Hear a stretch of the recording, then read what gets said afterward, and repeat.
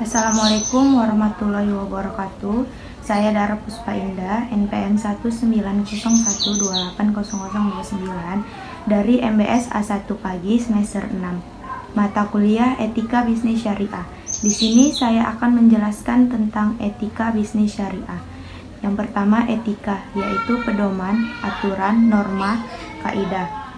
Bisnis yaitu kegiatan yang dilakukan oleh individu ataupun organisasi atau kelompok di mana di dalamnya terdapat aktivitas berupa produksi, pembelian, penjualan, dan pertukaran barang maupun jasa yang tujuannya adalah untuk memperoleh imbal hasil. Selanjutnya ada syariah, diartikan sebagai segala peraturan yang datang dari Allah, baik berupa hukum-hukum akidah, hukum yang bersifat praktik maupun hukum akhlak. Yang pertama, definisi etika bisnis. Definisi etika bisnis adalah segala sesuatu tentang pedoman norma bagi sebuah perusahaan dalam mengambil keputusan. Yang kedua, definisi etika bisnis Islam. Definisi etika bisnis Islam adalah landasan normatif yang bersumber dari ajaran Islam, yaitu Al-Quran dan Sunnah Nabi Muhammad SAW, sehingga jadi acuan untuk pelaku bisnis dalam menjalankan atau mengelola bisnis secara alami. Yang ketiga, beberapa nilai dasar dalam etika bisnis Islam ini memiliki prinsip yang berasal dari ajaran Islam. Yang pertama ada kesatuan atau tauhid. Kesatuan ini sebagaimana sudah direfleksikan di dalam konsep tauhid yang memadukan keseluruhan aspek-aspek kehidupan muslim, baik dalam bidang ekonomi, politik, dan sosial, menjadi keseluruhan yang homogen, serta mementingkan konsep konsistensi dan keteraturan yang menyeluruh. Yang kedua ada keseimbangan atau equilibrium, yaitu prinsip etika bisnis Islam yang mengacu pada ajaran Islam yang menganjur berbuat adil di dalam kegiatan berbisnis dan melarang kegiatan curang atau berlaku zolim. Yang selanjutnya ada kehendak bebas atau free will. Kehendak bebas ini adalah suatu kecenderungan manusia untuk terus-menerus memenuhi kebutuhan pribadinya yang tak terbatas dan dikendalikan dengan adanya kewajiban setiap individu terhadap masyarakat melalui infak, zakat, dan sedekah.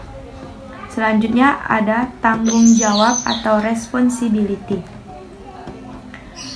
Prinsip selanjutnya yaitu tanggung jawab, yang mana dilakukan oleh manusia untuk melakukan kehendak bebas dengan adanya pertanggungjawaban dan akuntabilitas untuk memenuhi keadilan dan kesatuan.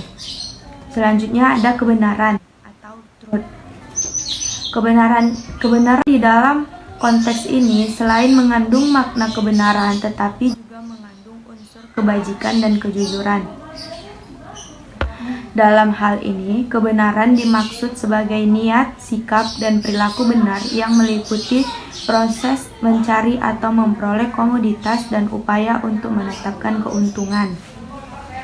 Yang keempat ada tujuan etika bisnis, yaitu membangun kode etik bisnis yang islami, menjadi dasar hukum, menyelesaikan perselisihan, meningkatkan ukhuwah Islamnya. Persaingan antar pelaku bisnis semakin tinggi sehingga bisnis semakin maju. Kemudian kepuasan konsumen menjadi hal yang diutamakan karena di dalamnya diatur agar tidak egois. Selanjutnya perusahaan akan mengalami kepercayaan tinggi di mata masyarakat, meminimalisasi sanksi dari pemerintah atau hukum yang lebih tinggi karena memiliki aturan yang mengikat antara manusia dan Allah. Selanjutnya ada perilaku bisnis yang dilarang. Yang pertama mendatangkan riba, yang kedua melakukan penipuan, yang ketiga mengambil secara batil, yang keempat curang, yang kelima iktikar dan penimbunan, dan yang terakhir berkhianat. Mendatangkan riba dalam Quran surah Al-Baqarah ayat 275 dijelaskan, orang-orang yang makan atau mengambil riba tidak dapat berdiri melainkan seperti berdirinya orang yang kemasukan syaitan lantaran tekanan penyakit gila. Keadaan mereka yang demikian itu adalah disebabkan mereka berkata atau berpendapat Sesungguhnya jual beli itu sama dengan riba, padahal Allah telah menghalalkan jual beli dan mengharamkan riba. Melakukan penipuan, siapa yang menipu maka ia tidak termasuk golongan kami. Hadis riwayat Muslim, Abu Daud, At-Tirmizi, Ibnu Majah, Ibnu Hanbal, dan Al-Darimi. Artinya, dalam melakukan kegiatan bisnis, antar pebisnis dilarang melakukan penipuan dalam bentuk apapun selain bertentangan dengan syariat. Melakukan penipuan juga merugikan orang lain. Mengambil secara batil. Hai orang-orang yang beriman, janganlah kamu saling memakan harta sesamamu dengan jalan yang batil, kecuali dengan jalan perniagaan yang berlaku dengan suka sama suka di antara kamu. Quran Surah An-Nisa ayat 29. Di dalam ayat tersebut terdapat larangan mengambil hak orang lain atau batil saat menjalankan bisnis maupun perniagaan.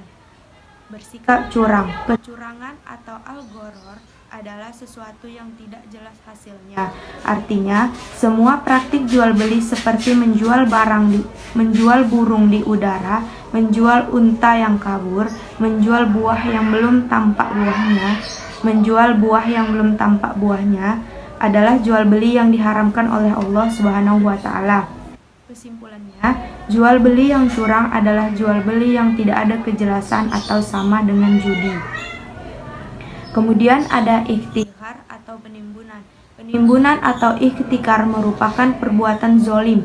Kegiatan ini adalah melakukan penyimpanan barang oleh penjual yang kemudian dijual saat barang sulit dicari atau harganya melonjak.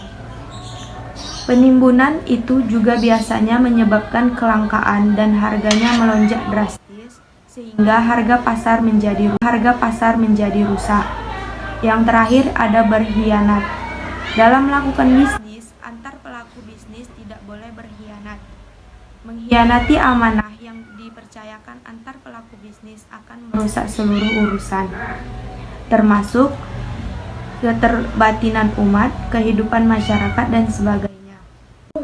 Untuk mengaturnya, maka sudah diatur peraturan dan prinsip yang sudah tercantum di dalam Al-Quran dan hadis. Sekian penjelasan dari saya, lebih dan kurang saya mohon maaf. Wabillahi taufiq wal hidayah. Wassalamualaikum warahmatullahi wabarakatuh.